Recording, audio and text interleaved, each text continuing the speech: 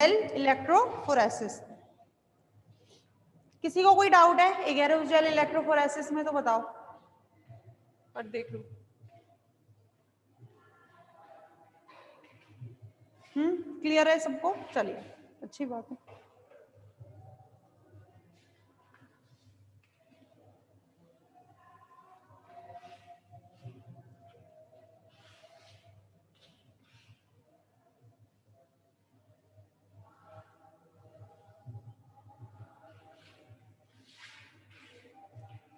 अगला बात करते हैं transformation of cells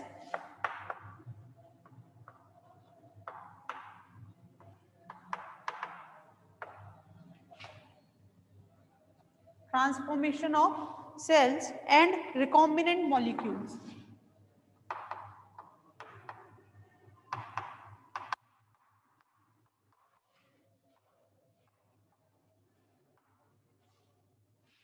Transformation of cell and recombinant molecule. दरअसल होता क्या है बच्चों, जब हमने अब दोनों को, किसको, डिजायर्ड जीन और आपका वेक्टर, दोनों को क्या कर दिया है, मिला दिया है, ठीक है, रिकॉम्बिनेंट हमने बना लिया है। तो पहला स्टेप क्या है, हमने रिकॉम्बिनेशन कैसे, बाय इंसर्टिंग डिजायर्ड जीन को हमने इंसर्ट कर दिया, by inserting desired gene into in किसमें, vector molecule, by inserting desired gene in vector molecule हमने क्या बना दिया है, रिकॉम्बिनेशन हमने कर लिया है। दूसरा, अब हमारा दूसरा स्टेप क्या है, रिकॉम्बिनेशन तो हो गया, रिकॉम्बिनेशन के बाद अब हमें उन्हें क्या करना है, इंसर्ट करना है। किसमें इंसर्ट करना है, हमें उसे लिविंग सेल्स में हमें इसे इंसर्ट करना है। तो इंट्रोड्यूस द रिकॉम्बिनेंट मॉलिक्यूल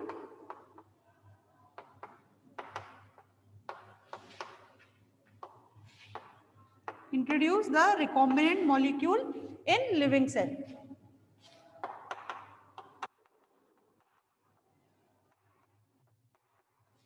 ठीक है, अच्छा, लिविंग सेल में इंसर्ट करने के तरीके क्या हो सकते हैं, पहले मैं वो बात कर लेते हैं आपसे।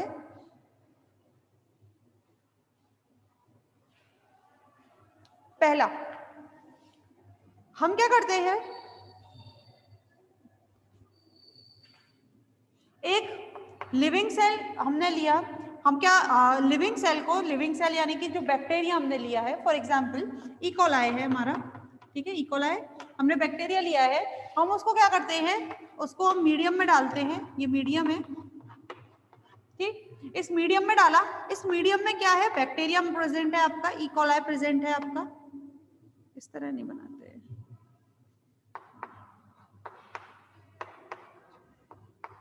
दिस इज योर इकोलाई, ठीक है, इकोलाई प्रेजेंट है, साथ में आपके रिकॉम्बिनेंट मॉलिक्यूल्स भी इस मीडियम में प्रेजेंट है।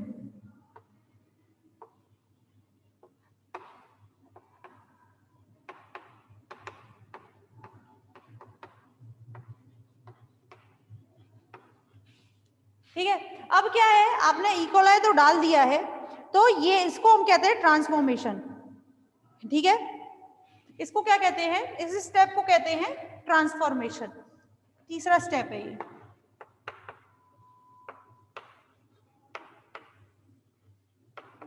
ठीक है, अब ये ट्रांसफॉर्मेशन या तो स्टेबल हो सकता है और अबॉर्टिव भी हो सकता है, मतलब हो सकता है कि इकोलाई जो है वो रिकॉम्बिनेंट मॉलिक्यूल्स को ले भी ले, स्टेबल हो जाए, यानी कि अच्छे से काम करे, या फिर अबॉर्टिव भी हो सकता है, यानी कि इकोलाई है ही मर जाए, या वो ना ले, बिल्कुल भी जो रिकॉम्बिनेंट मॉलिक्यूल्स है उनको ना ले, दोनों तरीके से हो सकता है। तो इसको स्टेबल बनाने के लिए, इसको स्टेबल बनाने के लिए कि जो इकोलाई है वो डीएनए मॉलिक्यूल्स को ले और अच्छी मात्रा में ले, ठीक है, क्यों? क्योंकि इकोलाई जो होती है केवल लिमिटेड ही रहती है,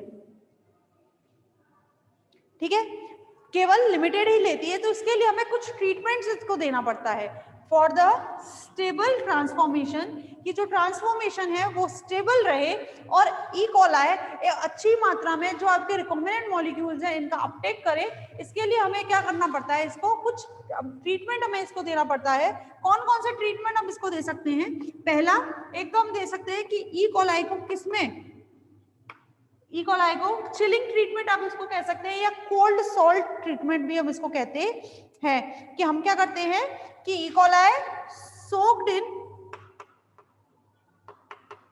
ice cold solution, ice cold salt solution.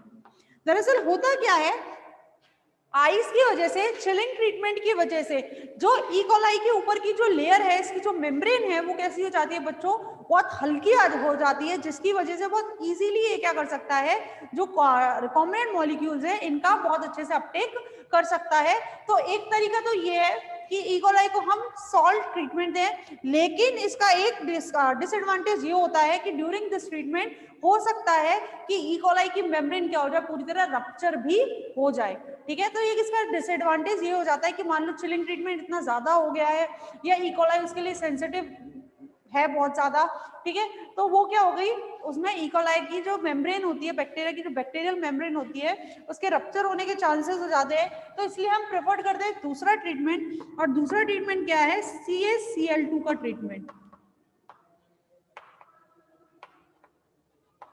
ठीक है। दूसरा ट्रीटमेंट क्या होता है बच्चों, CaCl2 का ट्रीटमेंट, कैल्शियम क्लोराइड का ट्रीटमेंट। दरअसल होता क्या है, calcium chloride, due to the calcium chloride जो बैक्टीरियल मेम्ब्रेन है,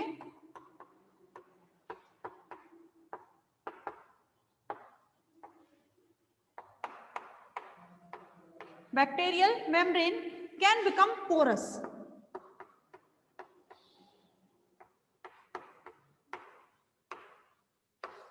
बैक्टीरियल मेम्ब्रेन कैसी हो जाती है बच्चों, पोरस हो जाती है, यानी कि इसमें क्या बन जाते हैं, पोर्स बन जाते हैं, ठीक है।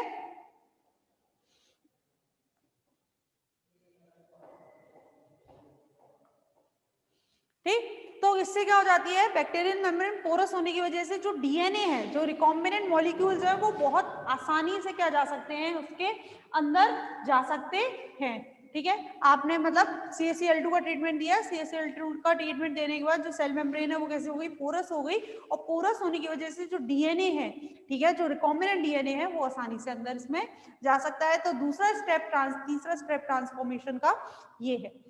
अब होता क्या है, ये तो हमने ट्रांसफॉर्मेशन बात कर ली कि मीडियम है, मीडियम में रिकॉम्बिनेंट मॉलिक्यूल्स हैं, लेकिन इसमें दिक्कत क्या आती है, ट्रांसफॉर्मेशन स्टेप से पहले क्या दिक्कत आ जाती है, ये जो मीडियम है, आपके पास मीडियम था, इस मीडियम में आपके पास क्या थे, वेक्टर था, ठीक है, वेक्टर मॉलिक्यूल था और डिजायर्ड मॉलिक्यूल था, यही तो था। ये क्या है, आपकी डिजायर्ड जीन है और ये वेक्टर है, ठीक है। दोनों को आपने क्या किया, लाइगेज विद द मतलब रेस्ट्रिक्शन एंडोन्यूक्लियस से पहले ट्रीट किया, फिर वो कर दिया आपने, इनको क्या किया, रिकॉम्बिनेंट बनाया। अब आपके मीडियम में ध्यान दीजिएगा, आपने ऐसा तो किया नहीं है कि एक प्लाज्मिड उठाया है, एक डिजायर्ड जीन उठाया है, दोनों को फ्यूज कराया, ऐसा तो हम करते नहीं। हम क्या करते हैं, रिस्क फैक्टर लेके चलते हैं, बहुत सारे फैक्टर्स हैं, बहुत सारे डिजायर्ड जीन हैं, उसको हम ट्रीटमेंट देते जाते हैं और ऐसा मान के चलते हैं हमारा रिकॉम्बिनेंट बनता जा रहा है, ठीक है। पर जरूरी तो नहीं है कि रिकॉम्बिनेंट बनता ही जा रहा है। तो ये जो आपका मीडियम हो जाता है, इस मीडियम में आपके ये क्या है, रिकॉम्बिनेंट मौजूद है, ठीक है, खाली प्लाज्मिड मौजूद है, यानी कि वेक्टर मौजूद है जिनमें कोई रिकॉम्बिनेशन नहीं हुआ है, और डिजायर्ड जीन मौजूद है, ऐसी जीन जो अभी तक अंदर गई नहीं है। तो सब तरह का मिक्सचर इसमें मौजूद है, क्लियर। हमारा क्या होता है, हमें ये पता करना होता है, पहला प्लाज्मिड अंदर गया है कि नहीं गया, दूसरा प्लाज्मिड में डिजायर्ड जीन गया है कि नहीं गया है। दो हमें चीजें पता करनी है, पहला कि प्लाज्मिड अंदर गया है नहीं गया, बैक्टीरिया ने प्लाज्मिड को लिया है या नहीं लिया है, और खाली प्लाज्मिड तो नहीं लिया है, डिजायर्ड जीन के साथ वाला प्लाज्मिड लिया है, ये दो हमें चीजें इसमें पता करनी होती है, तो देखिएगा वो कैसे करेंगे हम।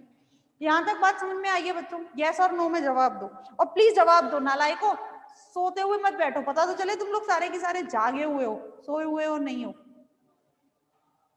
चलो इतना समझ में आ रहा है कि कुछ एक आध बच्चे हैं जो रेगुलरली क्लास में रहते हैं, जिनका मुझे पता रह जाता है कि हाँ ये लोग तो क्लास में है, बाकी तो नालायक है सारे।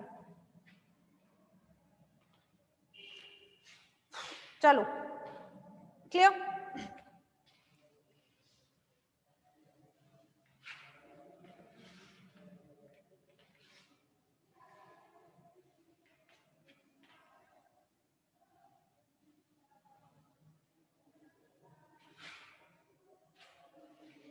अब देखिएगा इधर दो तरीके हो जाते हैं और दोनों ही कहीं ना कहीं सेम तरीके हैं। पहला जो इकोलाई होता है ना बच्चों, जो इकोलाई होता है it is sensitive for the antibiotics. Obvious बात है भाई, एंटीबायोटिक्स के लिए सेंसिटिव होता है। हम लोग कभी तो एंटीबायोटिक खाते कि नहीं खाते? खाते हैं ना, बैक्टीरिया को मारने के लिए एंटीबायोटिक खाते हैं कि नहीं खाते हम लोग जब बीमार पड़ते हैं, ठीक है? तो सेंसिटिव फॉर एंटीबायोटिक। लेकिन जो प्लाज्मिड होता है, फॉर एग्जाम्पल हम प्लाज्मिड लेके चल रहे हैं PBr322, हमारा प्लाज्मिड क्या है जो हम लेके चल रहे हैं? PBr322, ठीक है? ये क्या है? हमारा प्लाज्मिड है, तो हम ये लेके चल रहे हैं। अब ये क्या होता है, ये जो प्लाज्मिड होता है इसके पास जीन होती है बच्चों, जीन विच इज रेजिस्टेंट, या मैं ऐसे लिख लेती हूँ, ये जीन है एम्पिसिलिन रेजिस्टेंट और ये जीन है टेट्रासाइक्लिन रेजिस्टेंट।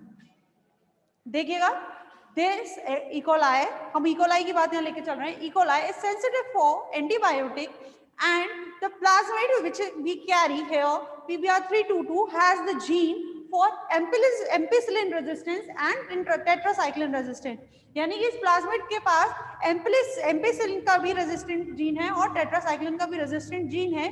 अब जब मैं इनको ग्रो कराती हूँ इसमें मीडियम में, इन दोनों को मैंने फ्यूज किया, फ्यूज करने के बाद मैंने मीडियम बनाया है, और ये जो मीडियम मैंने लिया है इसमें एम्पिसिलिन भी मौजूद है और टेट्रासाइक्लिन भी मौजूद है,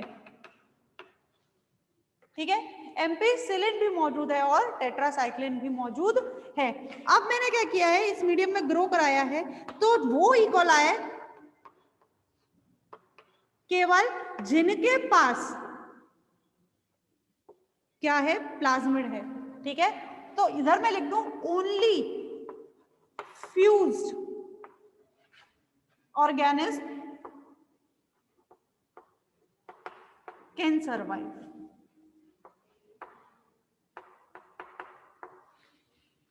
होगा कि नहीं होगा भाई? केवल जो फ्यूज्ड हुए हैं ऑर्गेनिज्म वही सरवाइव कर पाएंगे, यानी कि वो इकोलाई जो इस प्लाज्मिड को ले पाए हैं केवल वही सरवाइव कर पाएंगे। जो इकोलाई प्लाज्मिड को नहीं ले पाए हैं वो सरवाइव यहाँ नहीं कर पाएंगे। तो दिस इज द एक्सपेरिमेंट जिसके थ्रू हम ये पता कर सकते हैं कि जो इकोलाई है वो प्लाज्मिड को ले रहा है कि नहीं ले रहा।